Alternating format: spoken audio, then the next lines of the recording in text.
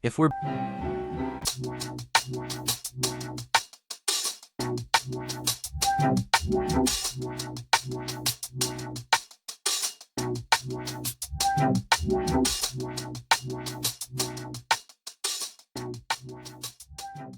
Fulham being the white, and City being the blue, Fulham approached the game in a 4-3-1 formation, where we would see them build up in a 2-4 shape.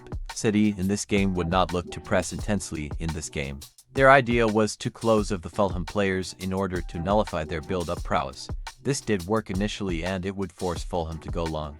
But as the game progressed, we began to see Fulham manage to bypass City and begin to attack upfield. The idea from Fulham would be to overlap Sessegnon and have Emily Smith-Rowe float around in the center of the pitch looking for space. Harry Wilson would also have spells where he would interchange with Smith-Rowe. This did not particularly pose them much threat for Manchester City as they were able to nullify Raul Jimenez through the game. The idea from Fulham would be to find space out wide, then crosses into the box, or play through passes in between the Manchester City players.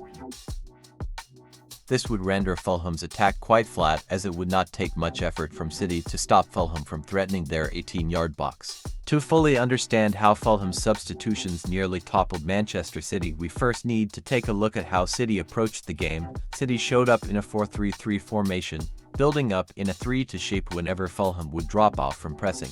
City would also have Jeremy Doku drop deep into the center of the pitch during build-up. City wanted to use his incredible dribbling capabilities in order to bypass Fulham's defensive shape. Not only this, but Foden would also drop into this area of the pitch looking to assist in build-up. These two City players dropping onto this space would create an effect of Fulham's defenders that would either pull them out of possession, or it would pull their defensive shape narrower, allowing space out wide, which Manchester City would have both their fullbacks overlap. Even Erling Haaland would drop off at times, leaving open space for other City players to attack. We saw most of City's goals come from transitions as Fulham would find it incredibly difficult to reconstruct their defensive shape after they had pushed up. This would leave open space for City to attack. In the second half we then saw Fulham bring in Chukwueze and Coston. Tat played conservatively in this game so Coston would push up and add more attacking threat. Not only this, but Chukwueze would add directness in this game which would allow him to carry the ball infield. Harry Wilson and Emily Smith-Rowe were able to perform really good interchanges out wide. They would be supported by Coston. Alex Iwobi would float in the center of the park, dissipating his attacking prowess everywhere.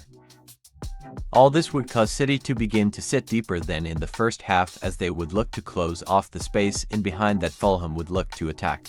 Although this was the right thing to do, it did act counterintuitively at times. As stated, Alex Iwobi would float centrally. This would mean that after City had dropped off, Iwobi would find the ball in space and take the shot.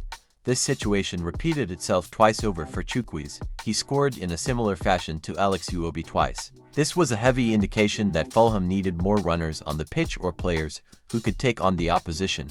Hence we then saw the substitutions of King and Kevin, who would confidently take on the Manchester City players. They were even able to create a really good chance late on that nearly equalized for Fulham. Ultimately, City were able to come away with the win. However, it did not come easy as Fulham nearly caused an upset, managing to tactically identify the weaknesses of Manchester City, and they nearly did come away with a point. City, on the other hand, began the game knowing exactly how to get goals against Fulham, and they were able to explore this early and effectively enough to ultimately get the win. Final score: Fulham 4, Manchester City 5.